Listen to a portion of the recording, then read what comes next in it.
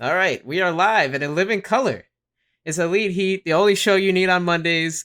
What is this, episode 29, 30, 31? No, it's 29. And we're going to do a little bit of a state of a wrestling address up top. I got Jimmy here, the elitist. How you doing, Jimmy? I'm doing great, Kevin, as you call yourself.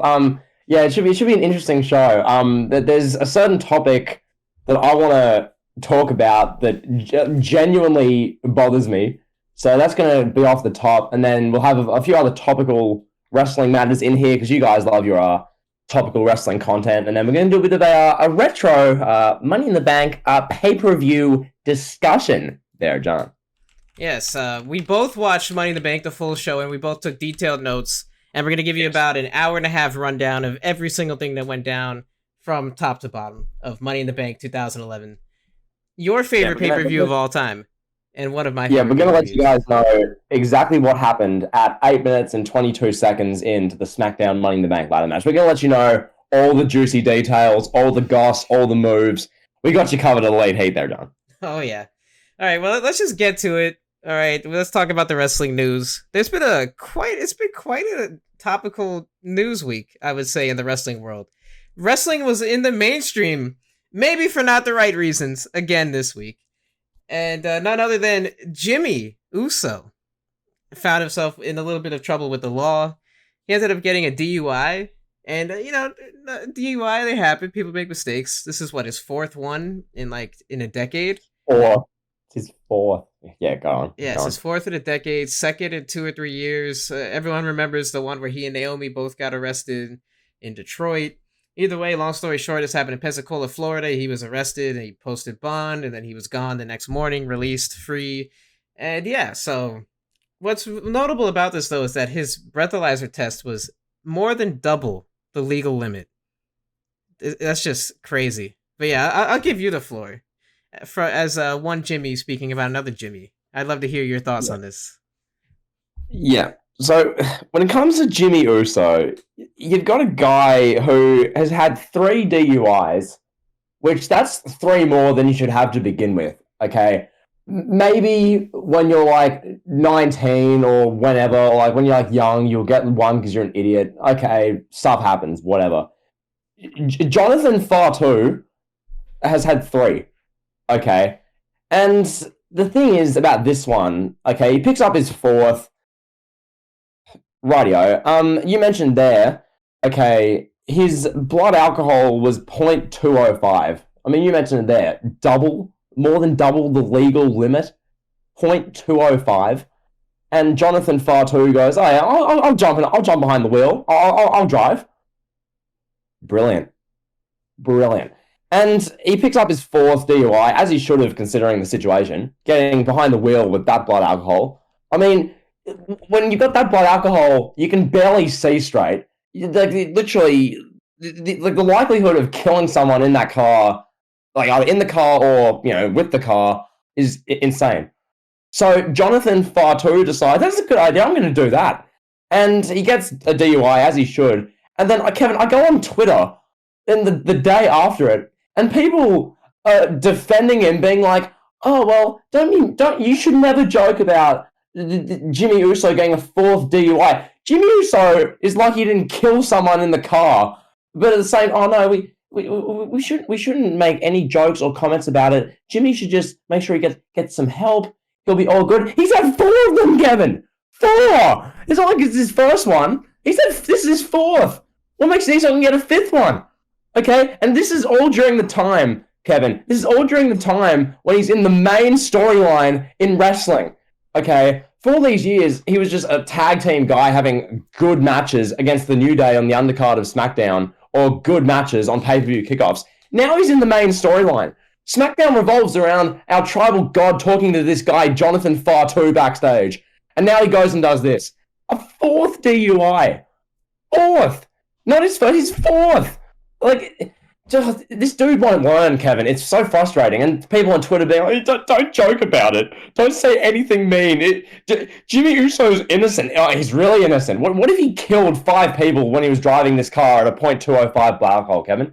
I mean, seriously. Like, I'll throw this back to you. I've had a little rant. Like, What are Yeah, your thoughts? I mean, it's just ridiculous, isn't it? yeah, it's pretty simple. You could take an Uber to and from the bar. You're Jimmy Uso. You're not like some random guy that can't afford to take an Uber every weekend. You could afford like $10, $12 to take an Uber down to the local bar. You know, how much money would that cost you? You're already spending probably hundreds of dollars at the bar to get that drunk, so you could easily shell out a couple bucks for an Uber. And I get people saying, oh, he has an addiction problem. Yes, that's a problem, but that doesn't mean that he's an innocent person here. It doesn't make it right. He should have gotten help maybe after the first DUI, maybe the second, maybe the third. Hopefully, he gets help after the fourth. All likelihood, he's gonna be on SmackDown tonight, or maybe they'll give him a week off. We won't see him. We'll just see Roman and Jey Uso. We won't see Jimmy this week, and then it's gonna be like nothing happened. Kind of like with Jeff Hardy. Jeff Hardy gets a DUI, and he's back on TV in a couple weeks, and all is good. I mean, now he's losing main event to jobbers and stuff, but that's neither here nor there with Jeff Hardy. But I saw this and I was like, wow, WWE. This is the only way WWE makes headlines. Like the WWE will not make headlines for anything anymore. Roman Reigns could be like the best person in the world. He could save a baby falling from like a burning building, and nobody would talk about it.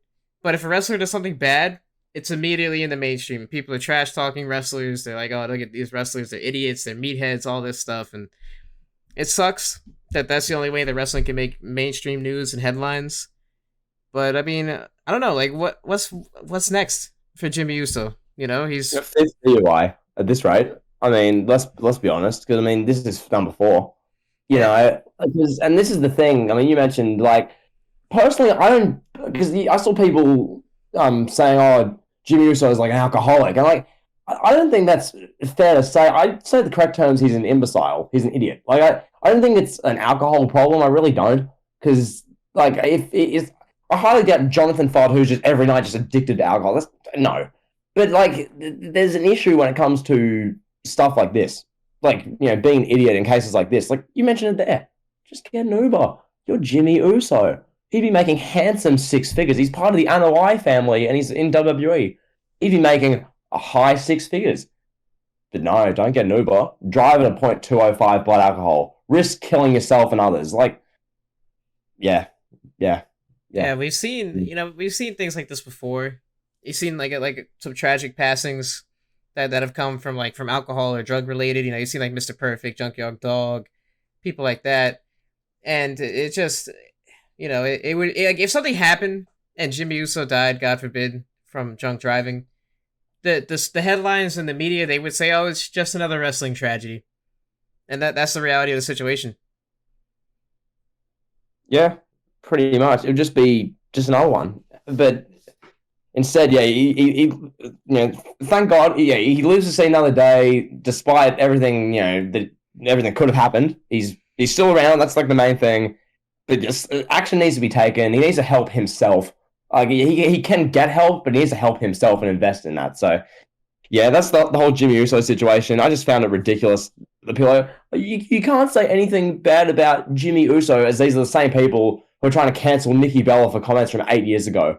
Like I don't know, but yeah. Anyway, that's the Jimmy Uso situation there, John. Yeah, it's quite the interesting one. But let's move on to some more positive news.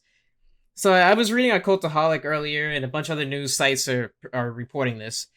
John Cena versus Roman Reigns is apparently locked in. Is good to go. It's gonna happen at SummerSlam. How excited are you? Tribal Chief Roman Reigns versus Hustle, Loyalty, Respect, Nation. Main event. I can't wait, bro. If it is true, like I have a feeling that we're gonna see John Cena next week on SmackDown, and it's gonna be crazy. WWE's first live show in front of fans, so they got something up their sleeves. John Cena would be the biggest ace in the hole if they get him. Just imagine that. You got like, I don't know, 15,000 people, 12,000 people, however many people it is, a full arena, and you got the first like show back. You have Cena and Reigns having a confrontation. You can't write a better return to full crowds than that, right? That's yeah, the money, Kevin, money. And like that's the thing, because with Reigns, a lot of the people who've been saying, "Oh, he's getting stale. He's stale." I really do feel like a lot of that is the opponents. And with that being said, like WWE, they've done what they had to do to get through the Thunderdome era with Reigns as opponents but they haven't really given that much away. Kevin, like look who Reigns has had matches and feuds with: Jay Uso, Kevin Owens, Daniel Bryan. They did Edge a bit, and then they did Cesaro. Like no one there. Like granted, Edge, but it was like a triple threat, so it wasn't really a one-on-one. No one there is really like oh my god, that's like a WrestleMania main event type feud they've given away. So in that sense, it's awesome because you mentioned that there. Reigns, Cena, SummerSlam, fans are back. Now we can have Reigns facing like legit opponents, aka part-timers and big names. And it's going to be awesome. Like the promos, Kevin, the drama, the video packages. God, it's going to be sick. Yeah, I'm curious to see how Roman Reigns will fare this time around in a promo battle with John Cena. I'm hoping that like Roman is not a product of just the Thunderdome era, and I hope that he doesn't get nervous again in front of fans. I would like to think that he's grown and he's better in that aspect. I can't wait to see what he and Cena do, and then the roles are going to be a little bit different this time. Cena was kind of the tweener in their first feud. This time around, Cena will be the clear babyface, and Roman Reigns will be the heel. So I'm really anticipating it. I don't know about you, but and I mean, there's no bigger main event for SummerSlam, and I would go on a record saying this: if SummerSlam's headlined by John Cena and Roman Reigns, SummerSlam just by that notion will be the bigger show this year than WrestleMania 37 was. Wouldn't you agree? Oh hell yeah! I mean, look at the main event. So let's compare it. So you have one show, hypothetically, Reigns versus Cena, and if rumors are correct, are you seeing the rumors for Lashley and Goldberg? Or is that just me? Like I've seen that mentioned because Lashley and Lesnar. I don't know about Brock's availability, but Lashley and Goldberg is what I'm hearing. So you have like those main events, and compare that to Bianca Belair versus Sasha Banks, and it's like, oh, Reigns and Cena, like literally near enough everyone knows them, especially Cena, but Reigns is getting there, or it's Bianca Belair and Sasha Banks. Like you see what I mean? Like it's just I get it's not. Yeah, it's just Reigns, and also like Reigns, Bryan, and Edge, like really good match. Like it's my match of the year to this point, but it's not Reigns and Cena. Like Reigns and Cena, there's levels to it. Reigns and Cena's top tier. What are your thoughts on Lashley and Goldberg? I know people are gonna hate that if it happens just because it's Goldberg, but I mean I'm not against it. You'd have two big meaty guys slapping meat, as Big E would say. Just that's gonna be that's a tailor-made match. That's like heavyweight boxing, bro. It's just two big names just going at it. I'm all for it, honestly. That's gonna be great. Like going that way, you can save Lashley and Brock for WrestleMania and have 90,000 people in AT&T Stadium next year watch that.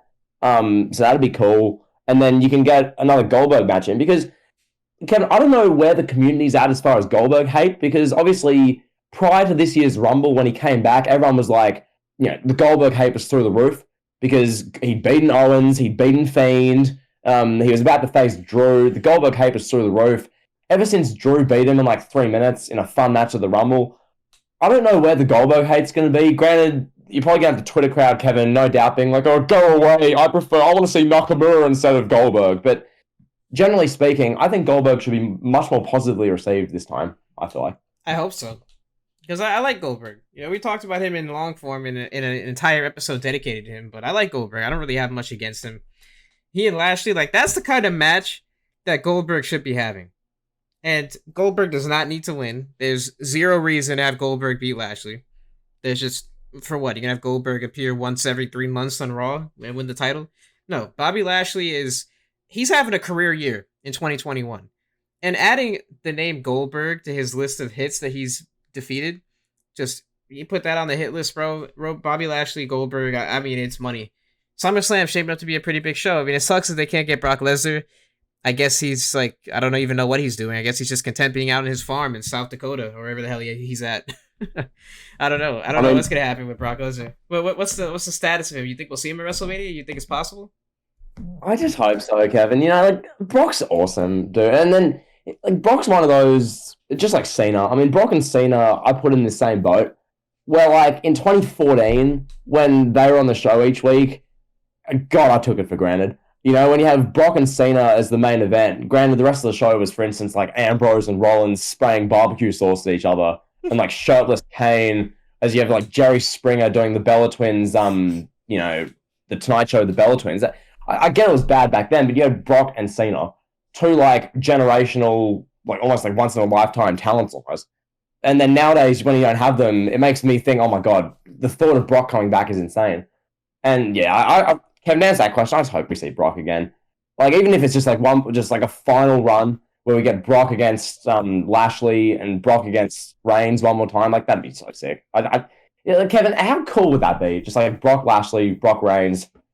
Well, Brock and Reigns again with the new wrinkle where you have Paul Heyman in the middle, and then you have heel Roman, heel Brock Lesnar. I mean, I think Brock Lesnar you could make him the clear babyface because people are gonna love to hate Reigns so much. Reigns is at a level here where when fans come back, Reigns could end up being like a truly generational heel talent. Like in honesty, interesting point. I want to mention this before you go on. I am really worried that in certain cities, cough Chicago, cough New York, those type of places, Reigns is going to get the cheers because of his great heel work.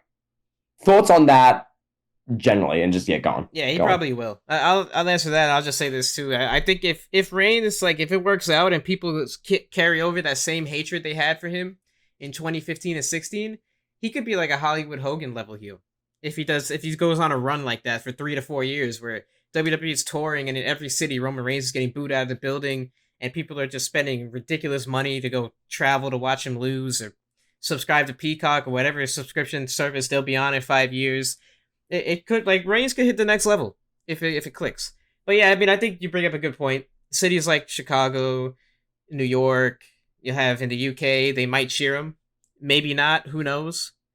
I don't know. I don't see it where like we walk into a building in Madison Square Garden and Roman's out there and he gets like an eruption. I can't picture Roman Reigns ever getting that kind of reception.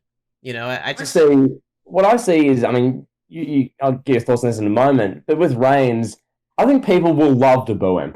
That's what I think will be the case. Like people have been booing him since like 2015, but people now that he's like the tribal god, he's the top heel. Now people are like supposed to boo him almost. People will relish in booing him. It's a similar thing to like if Cena ever turned heel, like people would just love to boo him. When Reigns is cutting promos in the middle of the ring to open SmackDown in a full arena of fans, and the whole arena is booing him because that's the cool thing to do. Like that's going to be. Well, here's the difference though with Roman and Cena. Cena was a beloved character as a babyface before he ever, before he I'm sorry, he was a beloved character as a babyface and a heel before he went back babyface and then went on that that Super Cena babyface run. He was so over as a Doctor of Thuganomics. Roman Reigns, he was over with the Shield. People love the Shield, but he never had a singles run where he was just so beloved. Like the Word Life Cena was in like 2004, late 04, early 05. So I don't know like if Roman will ever have that certain fan base that would love to cheer him because like I think if Cena came back and turned heel, he would get babyface reactions. It would be like Stone Cold 1998. If Cena was a heel, it would be crazy because he'd be so damn good at it too. And that's another thing with Roman Reigns. Like, how good is he going to be? I'm really worried about this aspect of when live crowds return. Because we haven't seen Roman do it in front of a live crowd. We haven't seen him look like a great performer. Like, in the ring, yes, he's great. But on the mic, as a character, we've never seen him have a consistent time frame where he's been great. He's had spurts like in 2017 after he beat Taker. He was kind of leaning into that tweener level and he did it pretty well. But other than that, we've seen like heavily scripted, awkward promos from Roman, or we've seen him just come out there and just like stare down Goldberg or stare down Bray Wyatt. Like I'm curious to see what the acting chops are going to look like when we do see Roman in front of a full crowd. Well, I think Roman's ready for it because like you look at he's had literally a year now to get this whole shtick of acknowledge me. I'm the tribal chief. I'm the head of the table. Worship me like that. He's had that kind of act. It's like he's drummed that into himself so much to this point. Where now you add the live fans back, I think it's gonna fit like a glove. I reckon. Like you're gonna have Reigns standing in the middle of the ring, like arrogantly posing with the Universal title as he's saying bad things about Jey Uso. Heyman's there, like worshiping him. There'll be arenas of like 5,000 people booing him out of the building. Like it's gonna be sick. I think. But... Oh yeah, it's gonna be cool. We'll see how it goes. I mean, there's also the aspect too of in this sense. Look at the guys he's been cutting promos against. He's been having promo battles with like Daniel Bryan and Cesaro. They're not exactly John Cena. So we'll see what it looks like. I'm very curious, man. It's I would say that we're heading towards a boom period again in wrestling. I think people are really going to be talking about wrestling when if Cena does make his comeback relatively in the near future. Oh god, we can only hope. It's like this pandemic period. I mean, you look at numbers, general interest. I mean, like early 2020, like January and February, when AEW was like doing really good, and you had Raw was legitimately good in the beginning of 2020, and numbers were in like 2.5 million viewers for Raw, and now they're getting 1.487. Like, we can only hope. We can only hope. Oh yeah, I mean, you want to segue into ratings now? You want to do the ratings talk, or do you want to talk about? Yeah. All right, yeah, let's do the ratings talk. So, you'll have to inform everyone of the numbers because I'm just so ignorant to it. So please, inform me here. Yep. So now, the headline WWE Raw draws lowest viewership in show history is not exactly like a new headline. Like, I mean, Kevin, we'd be lying to you great listeners if we said it's the first time we've seen this. But that said, Kevin, dear God. So here's the headline. WWE Raw draws lowest viewership in show history. Monday's live edition of WWE Raw drew an average of 1.472 million viewers on the USA Network. This is down 6.24% from last week's 1.57 million viewers. Raw drew a 0.41 rating in the 18 to 49. And yeah. What was the headliner for this week's Raw? Was it Charlotte Flair telling Rhea Ripley that she's the queen? No, this week the main thing that happened on the show was a tag match, which was Kofi and Xavier Woods versus Lashley and MVP. Oh, wow. Okay, so you got like 51-year-old MVP out there. Oh, Yeah, okay. that was that. The other thing that happened, they had like the not the championship ascension, but they had all the Raw Money in the Bank guys standing in the ring, and Riddle's like, "I'm so high right now, bro. I'm all the way up here," and Drew McIntyre was cutting like a Scottish hero promo. I'm like, that was legit Raw. Yeah, McIntyre is he feuding with? He's feuding with RK Bro now, right? Kevin, I'd be lying if I said I knew. Like, I don't watch. I don't watch. And then like the thing is, like the one thing I saw from Raw was Rhea Ripley making her entrance, like holding the crutch, and no, not in that way, as in like, I mean, if you saw it, like the walking stick pretty much, and she's like hopping out there, and then her and Charlotte were hitting each other with like walking stick crutches. I'm like, what is this show, dude? Like, these women are still feuding. What is this, bro? You got that 100 Reasons on Raw coming out soon, but like, my God, it's just, what is this, bro? You got a 36-year-old woman who looks like Dolph Ziggler, bro, and they're building the show around her, bro. Bro, you got an owner of an Outback Steakhouse, bro, beating up a 36-year-old woman with a kendo stick, not a crutch, bro. What is this show, bro? She's holding a crutch, bro, and she's beating Dolph Ziggler with a crutch, bro. This show sucks, bro. I'm sick of this show, bro. Oh my God! I think I broke Bonafide Heat, guys. This is the lead Heat first. I can't wait for the final nail in the coffin for when I do 100 Reasons Why Raw Sucks. Which, by the way, I know this is shocking breaking news here. The Elitist is going to be on that, just so you guys know. Wait, no, what? I'm going to be on a video on the Bonafide Heat channel. Yeah, breaking news. This is breaking news. Yo, that's damn. This is like Brian Alvarez tweeting the AEW ratings. And then making excuses about how they were up against the NBA, and they were up against the Cooking Channel, and they were up against ABC, and they were up against Netflix, they were up against Amazon Prime. Oh, Batista dropped a new movie on Netflix. That's why ratings were down for AEW Dynamite. Give me a break with these excuses, bro. And then you got the Friday night show. Oh, it did 462,000 viewers. Oh my God, Andrade El Idolo. He would have done better. But they were up against Friday night. They were going up against Chris Paul versus the Denver Nuggets without Jamal Murray. God bless him for trying. They can't compete with Jokic and the G Leaguers that he had on his team. Batista has a new movie on Netflix. Damn it! Dave Batista is 53 and has a movie on Netflix. Damn it! That's why AEW can't draw over 600,000 viewers. Damn it!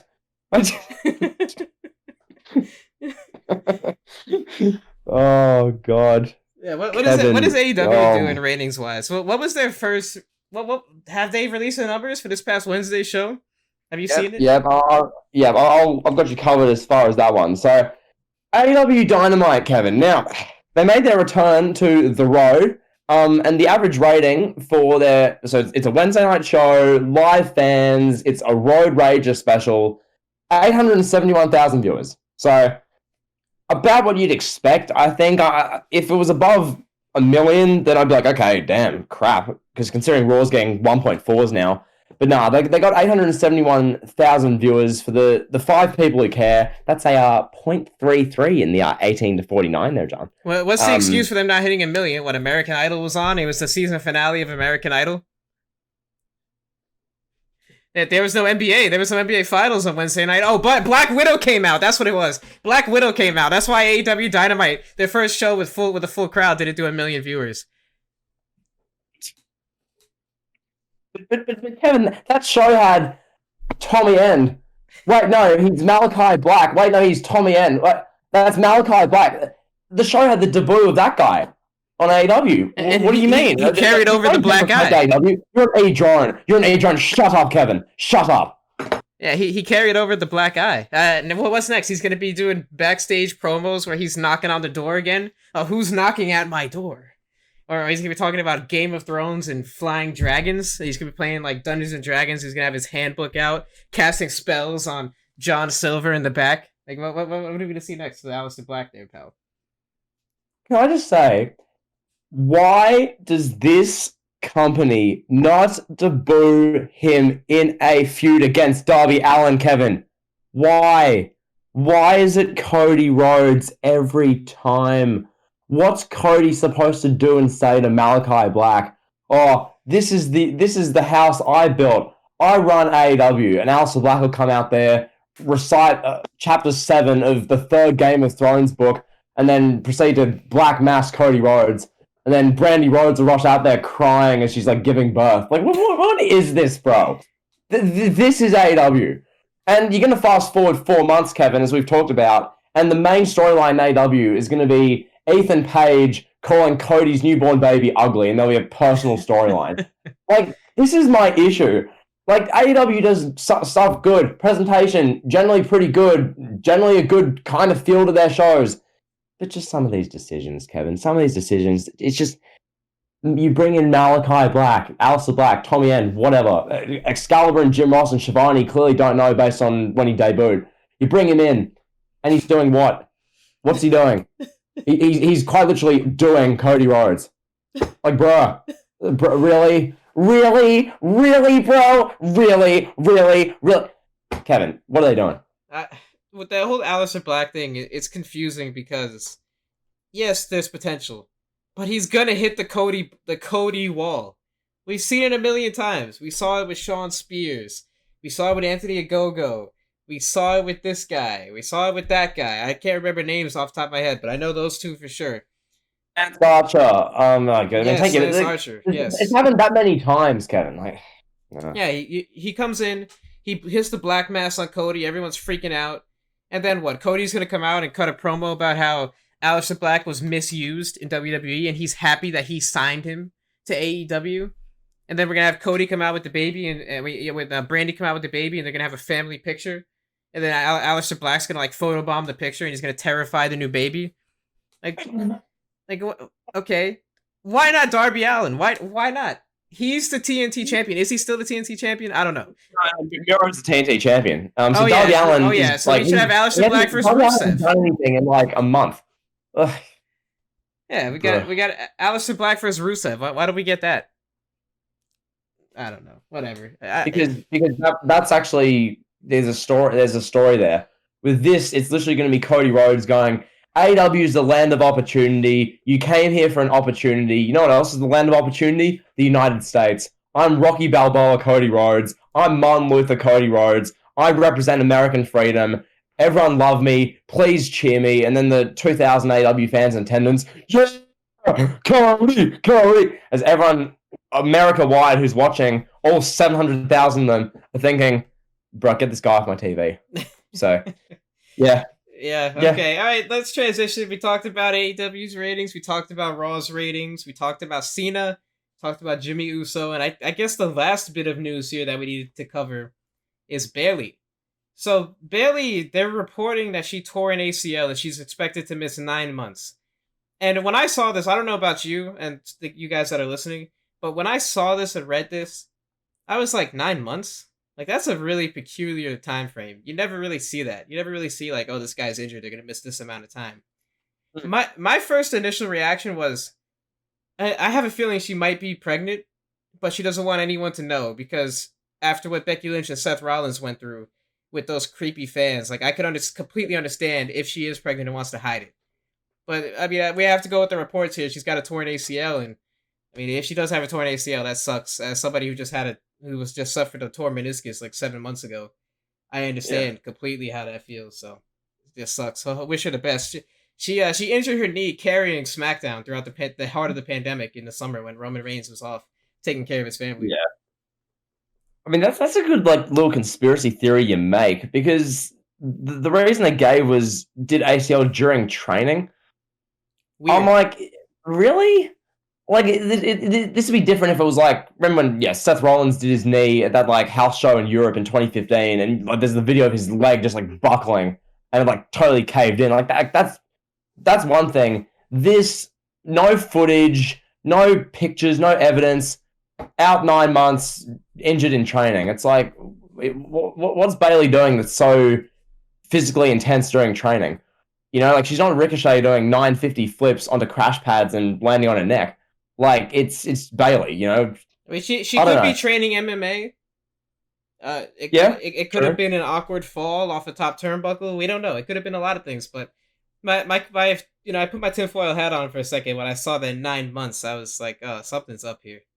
You know, it's just weird. It's like, if she says it's an injury, that way she won't have people like at Fade to Black on Twitter posting ultrasound pictures.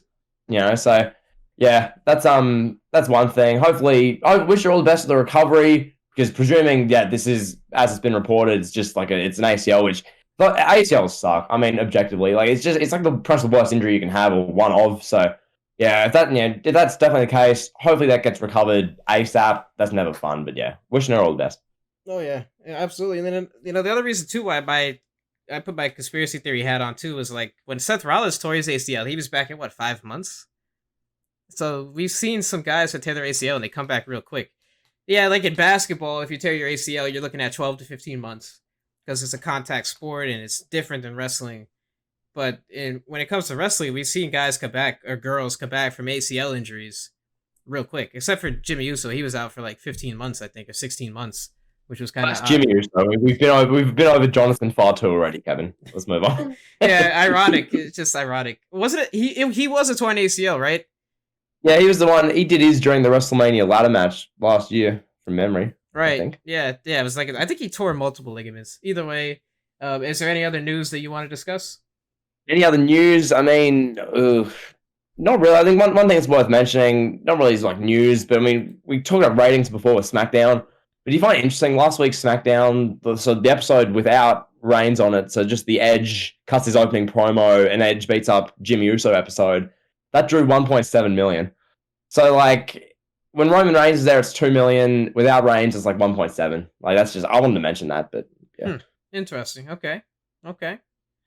Yeah, I'm reading an article here in live time that there's heat between Matt Riddle and Seth Rollins. Have you heard about this or read about it in any way? That's been a thing for ages now. Remember when at the Survivor Series elimination match last year when Seth Rollins took a sacrifice so he wouldn't have to be in the same match as Matt Riddle? Oh, that's right. Yeah.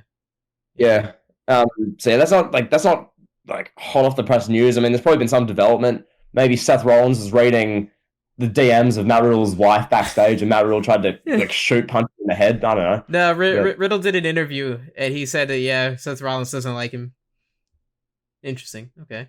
Yeah, I mean, you know who else doesn't like Matt Riddle? VWE. Go check out his 150 Reasons Why Matt Riddle Sucks video. But yeah, a little plug for the guy. I was on that, by the way, too. So yeah, shout out to B being on there. Check that out, and all the other great YouTubers he had on there. I know he had like J Rants and I think he had TWRP, a bunch of other people. So I'm sure that turned Yeah, but out great. I was asked. This is some behind the scenes news. I was asked, but I politely declined because I'm not about putting out negativity on my YouTube channel. I'm a very positive creator. Oh yeah. Um, um, yeah. Oh yeah. Nah, the truth is, I just don't care enough about Matt Riddle to even yell for 10 minutes about Matt Riddle. That's how little I care about the guy. So yeah. Anyway. With that said, I think we're ready to do some retro Elite Heat content. There, John. Yes, we are. Yes, we're going to talk about Money in the Bank Content now, and there's Velveteen Dream socks. Yeah, I'll click off that tab now. So yeah, we'll now go on to the Money in the Bank retro content. We've just been over the WWE shop. That was fun. Now it's time for some Money in the Bank content, Kevin. So where do you want to begin with this? I guess you want to talk about the whole show, or do you want to just do like a brief synopsis of the show? Pieces. Talk with retrospect. You mentioned you watched the opening match back, and I want to get thoughts on that because yeah, we'll leave with that. Taylor and Punk we talked about to death, but I think the opening match you can talk about that to start. Yeah, we'll leave with that. So is the opening match. I watched this. I planned on watching the entire show, but I got busy, so I just watched the opening match. So it was Daniel Bryan. You got a 30-year-old Daniel Bryan out there. You got a 25-year-old Cody Rhodes going up against Heath Slater, Justin Gabriel, Bald Kane, Sin Cara, Sheamus, and Wade Barrett. There's 8 dudes in this Money in the Bank match. Talk about pimping out and overexposing Money in the Bank. It went from like 5 guys to like 8 guys. But nevertheless, the first thing that pops out to me is the commentary. The commentary was so amazing compared to what we see in 2021. Just 10 years in the past. And this commentary wasn't great. Because at the time, most people hated it. It was Jerry Lawler, Michael Cole, who kind of turned down the heel stuff by this time. This was after The Miz lost the belt already. So he was kind of done with that. He was still a heel, but you had characters at commentary. And immediately, the first thing that sticks out to me is, I think it was Justin Gabriel was making his entrance, or Sin Cara, one of the two. And Booker T is shouting some gibberish. And Jerry Lawler literally responds, Booker, what are you talking about? And Booker... And Booker just keeps going. Booker just keeps shouting gibberish about how Sin Cara is trying to establish a legacy in Mexico and become a great luchador. And like, there was so many times in the middle of the match where I'm like, what in the hell is Booker T saying? But it was so bad that it was funny. Like he was yelling about Heath Slater being on NXT, and Michael Cole is like, oh, okay, and just kept like going back to the action. And then you had the point where Sheamus powerbombs Sin Cara. Booker T and Michael Cole simultaneously, you got like Michael Cole doing, oh, I think he's hurt. And then Booker T's like, Cole, he's hurt! And I was just laughing so hard. Like, I missed this dynamic when the announcers used to play off against each other. All 3 of those guys were characters, and they really added to the show, you know? Didn't you get to hear Booker T's Fave 5? Yes. Yes. That was another one. You had Booker T's Fave 5. And then Booker T changed his pick every 2 minutes into the match. Like, Sin Cara had a head of steam. He's like, that's my pick, King! That's my pick, King! And Jerry's like, wait, you picked Sheamus at the beginning of the match. I don't care, King! Sin Cara's on a roll!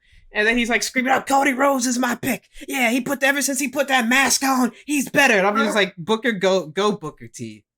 Go get him, Booker. Like, put him back on commentary, for God's sake. Please. WWE, if you hear this podcast, please put Booker T back on commentary. The Booker T Fave 5 where he's yelling about Daniel Bryan being a good technical wrestler. It's just, it was classic stuff, man. I wish we were back in that time period. Can you just that dynamic's not there because nowadays it'll be Corey Graves and Byron maybe, and Corey Graves will be like, shut up Byron, you idiot, and it's like, oh, okay. But like with that, like I remember that clearly. Like I haven't watched that match, the opening match, in forever. But I distinctly remember Booker T yelling about his Fave 5. Jerry Lawler he's chiming in and he's funny because he's Jerry Lawler. And Michael Cole's just obnoxiously like entertaining. Like Michael Cole's not supposed to be entertaining. He's supposed to be play-by-play, but you just laugh at him because he's just a clown. So it's just, the dynamic works really well. And in this specific match as well, because of who's involved, this was like the up-and-comers, so to speak. Like, yeah, Kane was in it, and Kane was like an old man. But just generally, like, this was all like the young breakout stars on SmackDown. This was the blue brand there, John. And you had like, across the whole core was in there. You had Daniel Bryan. You had all these guys, Cody Rhodes. and your Booker T yelling about this guy's my fave five. Now it's this guy King. This guy's my fave five. Like that's gold. That's gold. It's good stuff, bro. Honestly, I wanted to watch the Christian and Randy Orton match because I wanted to hear Booker T scream about how great Randy Orton is. So after this podcast, I'll probably go back and rewatch that. But man, in a vacuum though, this Money in the Bank 2011 pay per view, I was thinking about this like last week, and I'll ask you: is this the last great pay per view that we've seen in WWE? Because like WrestleMania 30, a lot of people will point to that one, or 31, but that wasn't really a traditional pay per view. You know, that was like a network special. If you're talking about like pay per view in the old way, where you know you have to get people to pay $60. Actually, yeah, I'd argue second last great one. Do you want to have a guess what the last great one was? WrestleMania 28. Oh, yeah, well, I didn't think of that one. I was going to say SummerSlam 2013. With Punk, so Best versus the Beast, and he had Bryan challenging Cena. Wait. Is that the SummerSlam where Randy Orton cashed in on Daniel Bryan? That one? That's where Triple H comes out, pedigrees Daniel Bryan, and Randy Orton is like smoking a joint with Bruce Prichard backstage, and it taking 25 minutes to walk down to the ring and pin Daniel Bryan. God, I can't. I can't put that over Money in the Bank 2011. Well, Kevin, if you turn the show off with precisely about 7 minutes left, because that's how long it took Randy Orton to do all those aforementioned things and cash in, if you turn the show off with about 7 to 10 minutes to go, it's one of the best like pay-per-views in the last 15 years. But anyway, moving on. Still top to bottom, I would say I prefer this show. Just another thing, too, that I kind of skipped over because I was so anxious to talk about the commentary. How good was the intro package to this pay-per-view? One of the best intros for a pay-per-view that I can remember. Like, it legit, like, an all-time great intro. You got the clock ticking. You got, like, the clips of Punk cutting the pipe bomb and cutting other promos. You got, you know, the whole thing where Vince is going to fire Cena. You got buzz cut Vince here. You know, it's like this was the last great Vince McMahon era where he was on TV consistently. Yeah. Just really nostalgic, man. It took me back. Well, Vince at this point, he didn't look like everything had caught up to him yet. Right. You know? Right. Like nowadays you see Vince and think, oh, that man's been through a lot, which he has. Like, you know, sleeping 2 to 4 hours a night, literally every night for about 60 years. And mixed with some steroid use, addiction to working out, addiction to running his business. Like, everything's caught up to Vince now, but as far as 2011 Vince, I mean, these segments were legitimately good. Like, I mean, I made my video about the Summer of Punk. You did your video about the pipe bomb. The whole thing with this time period, I've like watched back because I had to go get the clips for the video. I end up watching back like literally every one of those like Summer of Punk segments just about. And like, my God, some of them are good. And like this whole time period with 2011 for Punk, I mean, the video package there to open Money in the Bank was a prime example. But just the amount, like the content we got from this, so damn good. Like the promo Punk did, not the pipe bomb, but the one where he literally, it was like the contract signing with Vince. Yeah, I think the Monday before Money in the Bank. And then Punk literally goes to Cena, you know, you've become what you hate. You're a dynasty. You're the New York Yankees. He says that while he's in Boston. And they got mad boos. Like, so good. So yeah, so now, you were talking about Money in the Bank 2011. I think this show, we kind of said this was like the peak of WWE pay-per-views. I don't think any pay-per-view, aside from this one, has had, like, that any pay-per-view that followed this one. I don't think we've seen as much hype going into a pay-per-view since. I don't think we've seen it. Like, it's very fair to say. Like, you could say the Yes Movement with Daniel Bryan, but even me as a Daniel Bryan fan, I would push back and say, well, Daniel Bryan won the belt 3 times going into it. So yes, it was hyped, but it wasn't near the hype of Punk. Like Punk, he made people that didn't watch pay-per-views regularly care about pay-per-view again. And it was like you had to see what was going to happen. Was Punk going to go to Ring of Honor? Was Cena going to bury him? Was Vince going to like fire somebody? Like what was going to happen? You know, it was unpredictable. It was great. Yeah, and like, I mean that's the thing. This is like the first time they've really done this type of angle on this type of stage. It was, you know, will Punk, as you said there, will Punk leave? Like what are they going to do? It felt like real because of Punk's, you know, kayfabe shoot promo on June 27th in Las Vegas. So yeah, really good stuff just all around. But just the thing I want to say about Money in the Bank 2011 that makes it so good is really the fact that the show was 6 matches, I believe. Might have been 7, but 6 matches. four of which have an insane purpose. You got the WWE title, obviously Punk Cena. World Heavyweight title was like the second last match in the Orton Christian feud. So that match had purpose. And then the two Money in the Banks. So the winner gets a future title shot. And at that time, there hadn't been a failed cash in yet. So it's pretty much the WWE and World Heavyweight title matches, and then two matches where the winner's going to become world champion very soon. So that's like 3/4 or 80% of the show, just about, of matches that mean a lot, and they were really good. And then the other matches were just look like Big Show and Mark Henry had like a 4-minute match. Oh, like, okay, cool. That was it. Like, right. And then you had Kelly and Brie Bella for the WWE Divas Championship. Nobody's gonna be talking about that one 10 years later. So you look at really like realistically, this was a one match show, but the undercard was good enough to carry the pay per view. Like it wasn't like, oh, it's Punk and Cena, and on the undercard you had like the core versus, the core versus like Sheamus, Jack Swagger, and Kofi Kingston. It was like there was some good quality there. Two really good Money in the Bank matches. Like you said, Christian and Orton was good, and then yeah, you had Big Show and Mark Henry, whatever. But the undercard lived up. It flowed really well. It was a 2.5 hour show. That's another thing that I think we need to discuss too. A 2.5 hour pay per view. We don't see those unless it's in the pandemic era. But you don't see those anymore. Now that WWE, like SummerSlam, is going to be in front of a full crowd. SummerSlam is going to be like 5.5 hours minimum. Yeah.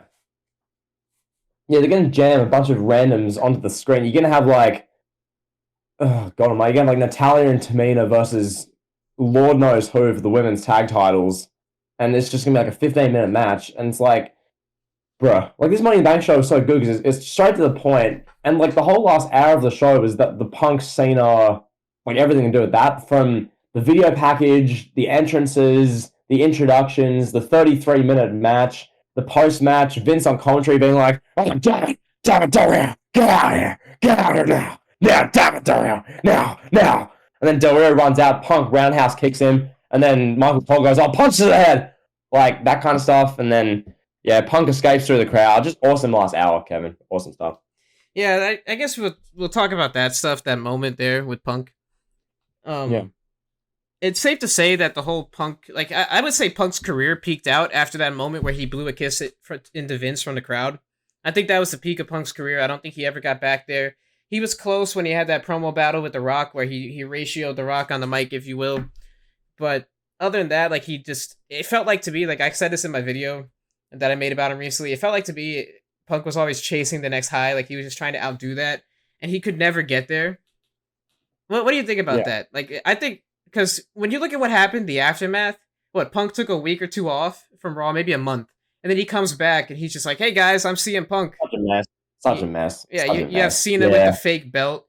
Like, the expectation going in, when you're watching Punk blowing a kiss to Vince from the crowd as he's running away with the title, you're thinking, oh my God, we're going to see something crazy. Like WWE and Ring of Honor have a partnership, and we're going to see Punk versus Colt Cabana on Ring of Honor for the WWE Championship. Like, people are thinking like crazy stuff's going to happen, and then Punk just shows up with a new theme song. And it's like, hey, I'm the real champion, guys. It's like yelling at Cena. Like, that's what realistically what we got. Yeah, like, you could have done so much cool stuff. Like, you could have Punk like on like a Ring of Honor show, like spray painting the WWE title. And he's like graffitiing it, and there's like 100 crazy psychopaths, Ring of Honor fans screaming, and you could Punk like looking in the camera and be like, "Hey Vince, how's it going?" And you make the most of it. But no, instead they did Cena versus Mysterio on an episode of Raw, and then Punk just came back and it's like, "Oh, okay." Yeah, he's like, "Hey guys, I'm Phil." Yeah, it's like, and everyone's like, "Huh? What's this?" And Punk walked out. It's like, "Oh, he's back. Okay, hi Punk." It's like, what are they doing? Like, this is like the biggest angle, at least as far as how much got people talking in years. Like, really, since the Benoit thing happened, no angle got people talking like this one. So, yeah. Well, the Benoit thing wasn't an angle, but as far as just like from 2007 on, like, this was the biggest talking point, and it's just they botched it. They really did. Do you think it's a fair statement that that moment was the peak of Punk's career, like both in wrestling and just in life? Like, that's the biggest thing he'll ever do in his entire career? How good? Punk lives off that the same way WWE lives off the Attitude Era. Like Punk, that pipe bomb was like, that was the lead up of all his decade plus involved in wrestling to that point, the pipe bomb was that, and then that took him from a mid card guy, or at least it should have theoretically taken him to the main event. Whether he worked out as the main event guy or not, that's debatable. But yeah, I mean that was his career moment. That was his big high. And then after that, you do talk about him almost like chasing highs with all this other stuff. I mean, yeah, the promo battle with The Rock before the Rumble in 13, that was like peak Punk. That was sick. But just generally, I mean, it's pretty impossible to top that.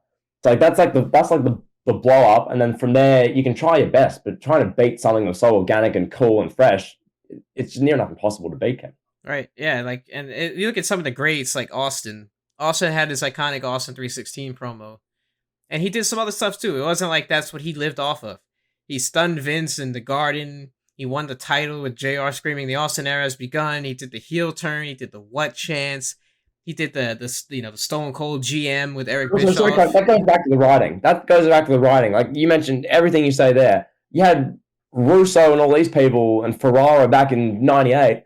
Every week or so, you'd have Austin. Oh, here's Austin driving a beer truck in the arena. Here's Austin crashing into McMahon's Corvette. Here's Austin hitting McMahon with a bedpan. It was just constant, creative, cool stuff that fit the characters and got you talking.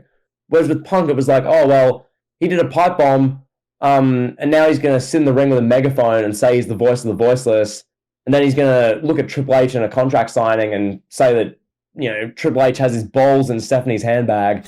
And then Kevin Nash is going to read a text message, and then he's just going to lose every match for the rest of the year. Like, here's the other part of the equation too. When Austin blew up with the Austin 316 stuff, he was relatively new. Punk had been around for 5 years in WWE at this point.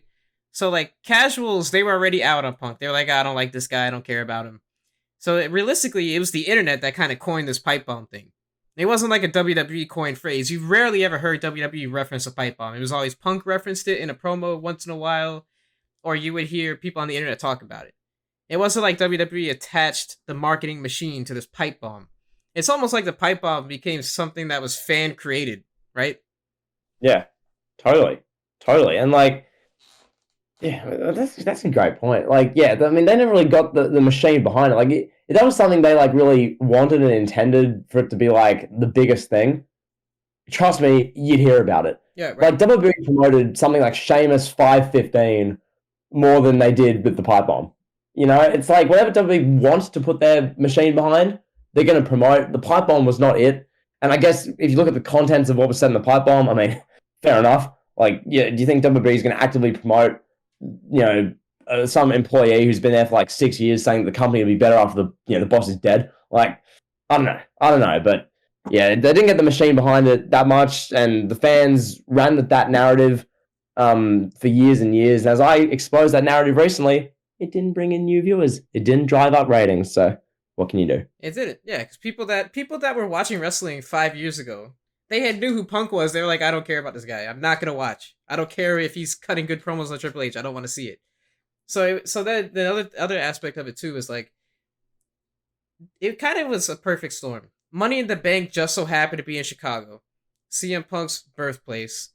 It was in the middle of June or the end of June, whatever. Some writer goes up to CM Punk and is like, here, say whatever the hell you want in this promo. WWE had no plans for Cena and Punk to be the hottest rivalry in years. Oh yeah, they had no plans to make CM Punk a star. When you look at Punk, what he accomplished in his career was it's such a meta. How do you phrase it? It's a matter of circumstance, because I mean, they announced Cena and Rock as the main event of 28 on April 4th, 2011. So they announced that a year in advance. Well, the only thinking backstage, because at that time Cena's the cash cow and no one comes close. You have Cena, the whole point was just get Cena through to Mania 28. And you can have the match with The Rock and they can do 1.2 million pay-per-view buys. That was all the thinking was for Vince, realistically. So you get this random pay-per-view, it's June. You look at, where Money in the Bank is. It's in Chicago. We need to, Punk's wrestling Mysterio in upper mid-card matches. Give Punk a title shot. And then it just so happens that, as you say, some writer goes, say whatever you want in a promo, Punk. And then the rest is history. So it worked out really well. WWE, I mean, it fell into their lap in a sense, but Punk and everyone involved made the best of it, I feel. Absolutely. Yeah, it just the whole thing with it being in Chicago that really played up to it. It clearly was never supposed to happen. It's such a weird thing because the dude really did go on to become like a top 2 or 3 star in wrestling. I just feel like if Punk had maybe taken a step back and just kind of looked at it for what it was and just kind of went with everything and was just like did what WWE wanted him to do, Punk would be like he'd legit be the biggest star in wrestling right now in 2021. He would have been carrying these pandemic era Raw or SmackDown, whatever show they would put him on, and I feel like people wouldn't have got tired of him. But instead, he was really the guy who set the tone for the, I guess you got indie wrestler entitlement. I should be the best because I'm the best in ring guy. Like, really, Punk did set the tone for a lot of that. Because, like, that was one of the things I'm watching Punk. I rewatched that contract signing segment from August 8th, 2011, that episode of Raw. I think it was one of the guy from SummerSlam, or at least one of them. And you've got, like, Punk, he's sitting there, and, like, they do, like, a close up on Punk's face. And then, like, Punk, he got, like, the bags under his eyes. It's like, it just, the whole look of it, I don't know. Like, you can see how WWE didn't push this guy as, like, this is our superstar. With all the tattoos, like, he looked like, tired most of the time when he was on TV. Like, I don't know. Punk was awesome. I was a massive fan as a kid. But, like, you look back in retrospect and think, oh, this was the guy who caused what we have now. This is the guy. Like, yeah, CM Punk's presence is still being felt. Just his influence, you see it every single week on Raw and SmackDown. Like, I don't know, like CM Punk, but he must watch those promos. You got AEW Twitter accounts like quoting the pipe bomb every time. Like there's a bad like Doudrop comes out with Eva Marie, and they these people go, well, maybe this company would be better after Vince McMahon's dead, and it's like, bruh, just yeah. You got like CM Punk must watch these Raw talk segments where you've got like Billie Kay screaming about how she deserves more opportunities. He must be watching that like, oh, this is a joke, bro. Like, just a parody of me, But the end, the response for me would be like, if CM Punk's like, if he ever said that to somebody and was like, oh, you're just doing a parody of me, my response would be like, well, why don't you like do something different then, bro? Like, reinvent the wheel again, like the greats do. But, yeah, we'll probably never see him back. Who knows? Maybe one day. Nah, man's lost his passion. I mean, he didn't have much passion as was when it came, because like the whole thing with Punk was like, oh, when he was thinking about will he re-sign or not in mid 2011, and he's sitting on his couch in Chicago, and then it was Joey Mercury, I think, said to him, like, you can't change anything from your couch, like, you got to actually do stuff. And then Punk was like, yeah, I got to make a change, supposedly.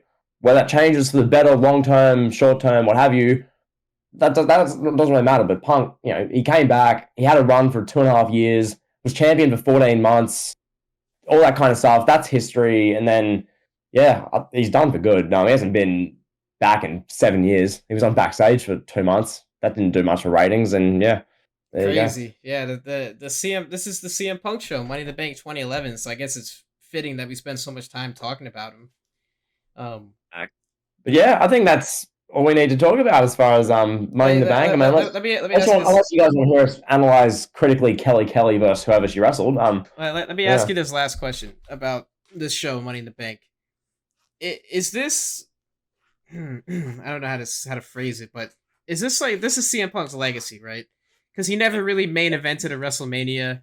He never really had a big WrestleMania match. Like, yeah, he had the match with Undertaker, but that one's like not even top 5 of Undertaker's WrestleMania matches, at least when it comes to the public perception.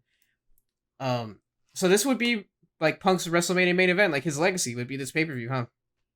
I'd describe it. This was CM Punk's finest hour. As a diehard Punk guy, that's how I describe it. This was his career, like, culminating, and obviously it bothers him immensely that it wasn't at a WrestleMania, and obviously that would have been nice. But I genuinely think the fact that this happened in Chicago, in the Allstate Arena with 20,000 people avidly screaming for him, I think that worked out better than a WrestleMania 27 main event would have. Because the Mania 27 main event would have had Rock involved, and you just had Taker and Triple H have a 30-minute no holds barred. It wouldn't have clicked. It would have been good, definitely, but I don't think it would have been the same as this. Like, this was magic. So yeah, I'd agree with you. Yeah, it definitely would have hit the same But yeah, I mean that's pretty much it for this week's episode of Elite Heat. Anything else you want to add? Not really. Kind of all over the place. But I think you guys will enjoy that. I reckon. It's a bit more like we've just taken a general bona fide Heat in the Elitist Discord chat and just chucked it into a podcast. That's what I describe this as. So yeah, I thought it's turned out pretty good. Hope you guys will enjoy it. Plenty of content to digest there from WWE Shop, Jimmy Uso, ratings, Bailey, conspiracy theories. We've got Money in the Bank talk, Summer of Palm. I mean, this just had a lot of stuff in it. So yeah, I hope you guys have enjoyed. Any closing words from you, Kevin? That's it. I love talking Money in the Bank 2011. It's one of my favorite times to be a wrestling fan. It's one of my favorite times to look back on. It's honestly, this content is some of the stuff you can go back and watch in the past 10 years, and it just feels like it fits in the modern times. But yeah, that's it for me, and we'll talk to you guys in the next one. Peace.